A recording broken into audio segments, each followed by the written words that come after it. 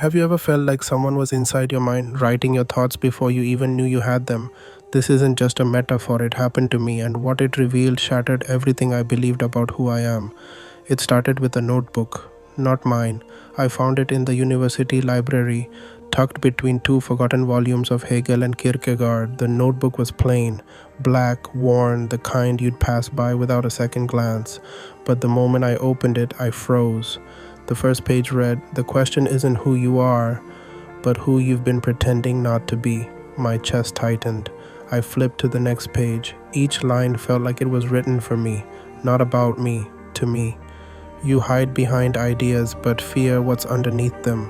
You speak of time, yet avoid your past. No name, no date, no explanation, just thought after thought tearing through my defenses. I took the notebook home. For the next week, I couldn't stop reading it. It was as if someone had been watching me, not my actions but my interior. My shadows, my contradictions, my masks. One page said, "You've read Sartre, but you're still afraid to choose." Another, "You quote Nietzsche, but you wait for permission." How could it know I'd just submitted a paper on Beyond Good and Evil? Reluctantly, doubting every word, then came the line that shook me the most. "You think reading is thinking, but you've avoided the mirror." I slammed the notebook shut, but it didn't stop. I began dreaming in its voice. Pages I hadn't read yet appeared in my sleep. My thoughts began to echo with its tone. One night I opened the notebook to its final page, just one sentence. "Ask the question you always avoid." I sat in silence, and then it came.